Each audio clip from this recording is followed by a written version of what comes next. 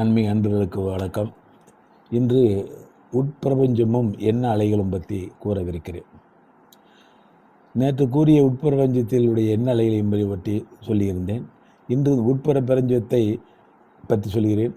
அதாவது உட்பிரபஞ்சத்தை நோக்கி செலுத்தப்படும் எண்ண அலைகள் உடல் நோயை நீங்கி சுகாதாரத்தை, அதாவது ஆரோக்கியத்தை நல்கும். அப்படி உள்நோக்கி செலுத்தப்படும் எண்ண அலைகள் நோயை நீக்கி உடலை சரியான கதிக்கு கொண்டு வந்து சேர்த்துவிடும். இந்த எண்ண அலைகள் நோயினால் திசை மாறி செயல்படும் உடல் உறுப்புகளை சரியான நிலைக்கு கொண்டு வந்து சேர்த்துவிடும். நீங்கள் எப்பொழுதும் உடல் நலத்தோடு இருப்பதாகவே உங்கள் மனத்தை பழக்கப்படுத்தி கொள்ளுங்கள். சுருக்கமாக சொல்வதென்றால், வெளிப்பிரபஞ்சத்திடம் செலுத்தும் எண்ண அலைகள் நீங்கள் விரும்பும் செல்வத்தையும் புகழையும் அள்ளித்தரும். உட்பிரபஞ்சத்தில் செலுத்தப்படும் எண்ண அலைகள் நீங்கள் விரும்பும் உடல் நலத்தை நல்கும். அதனோடு உள்முக நாட்டம் உங்களை நல்லவராகவும் செய்யும். உலகியல் வாழ்விற்கு மனம் தேவை, அத்தியாவசியமாக ஆகும். உலக வாழ்வை அனுபவிக்க நினைப்பவனுக்கு துறவற வாழ்க்கை ஈடுபட்டு மேன்மடைய நினைப்பவனுக்கு மனமே அடிப்படையான ஒன்று.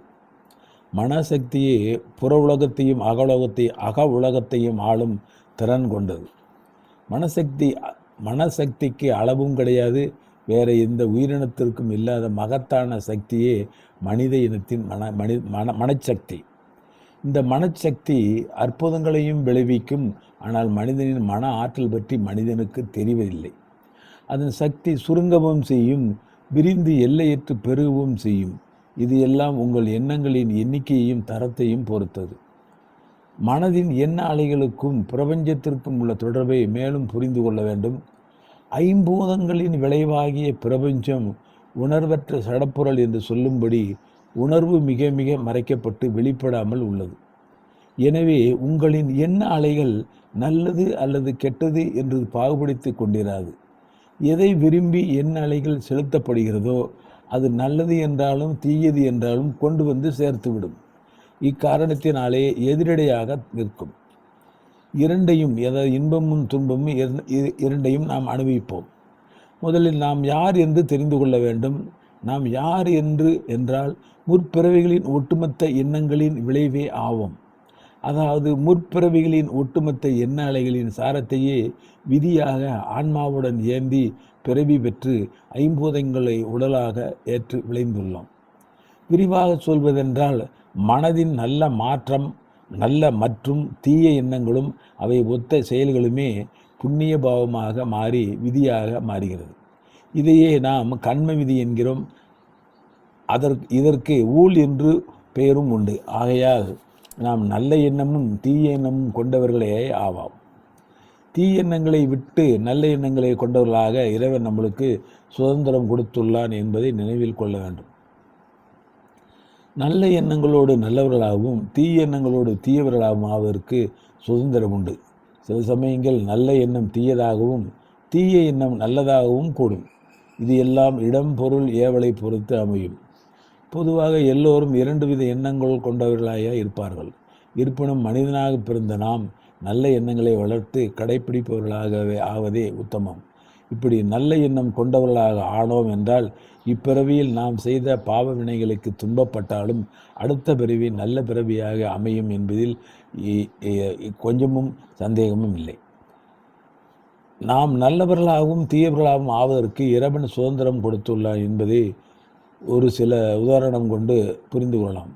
ஒருவன் தன்னிடம் இல்லாத விரும்பும் பொருள் ஒன்று வேறு ஒருவிடம் உள்ளதென்று வைத்துக்கொள்வோம். அப்பொருளை கேட்டு வாங்கும் கொள்ளும் சுதந்திரம் அவனுக்கு உண்டு. அப்பொருள் கேட்டு தராத பட்சத்தில் அல்லது கேட்டால் தரமாட்டான் என்ற எண்ணத்தில் தான் விரும்பிய பொருளை அடைவதற்கு திருட முயற்சிக்கலாம். அப்படி திருட நினைக்கும் போது அவனுடைய அறிவு திருடாதே என்று நிச்சயமாக சொல்லும். இதை நாம் உள்மனம் என்றும் சொல்கிறோம். இப்படி எச்சரித்தாலும் அவன் ஆசையின் விளைப்பட்டு திருடுகிறான் என்றால் அவன் தன் சுதந்திரத்தை கை கொள்கிறான் என்றுதான் சொல்ல வேண்டும். இங்கு திருடாமல் இருப்பதற்கும் திருடுவதற்கும் இறைவனால் சுதந்திரம் கொடுக்கப்பட்டுள்ளன என்பது வெளிப்பட உண்மை. இருப்பினும் இறைவன் எச்சரிக்கை விடுக்கத்தான் செய்கிறான். ஆனால் அவன் எச்சரிக்கையை பொருட்படுத்தாது சுதந்திரத்தை கை கொண்டு திருடுகிறான் என்பதே உண்மை. ஆயினும் இறைவன் அவன் செய்த தீய செயலுக்கு தண்டனையாகவே விதிக்கவே செய்வான் என்பதை நாம் புரிந்து கொள்ள வேண்டும். பரத்தில் ஒரு பறவை இருக்கிறது, அப்பறவை அவனுக்கு துன்பம் தந்ததில்லை, எனினும் வீணாக கல்லை கொண்டு எறிகிறான் என்றால் அது அவன் தன் சுதந்திரத்தினால் செய்கிறான் என்றுதானே அர்த்தம். நமக்கு நினைப்பதற்கு சுதந்திரம் உண்டு, ஒருவனை வஞ்சிப்பதற்கும் சுதந்திரம் உண்டு, நல்லவனாக ஆவதற்கோ தீயவனாக ஆவதற்கோ நமக்கு சுதந்திரம் உண்டு, இல்லற வாழ்க்கையை ஏற்பதற்கும் விடுவதற்கும் சுதந்திரம் உண்டு. சுருக்கமாக சொல்வதென்றால் எதை நினைப்பதற்கும் எதை செய்வதற்கும் சுதந்திரங்கள் உண்டு, உட்காருவதற்கும் நடப்பதற்கும் படுப்பதற்கும் ஓடுவதற்கும் சுதந்திரம் உண்டு. இன்னும் எத்தனையோ விதமான சுதந்திரங்கள் உண்டு.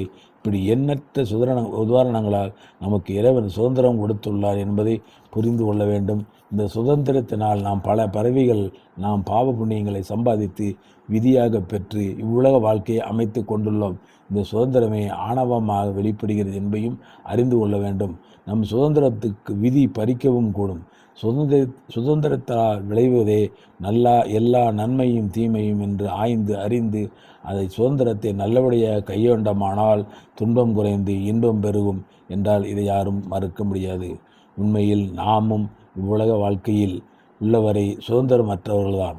நாம் அடைந்திருக்கும் சுதந்திரம் ஒரு அறைக்குள் தங்குதலின்றி உழவும் சுதந்திரம் போன்றதான் உலக வாழ்க்கைக்கு உண்டான சுதந்திரம்.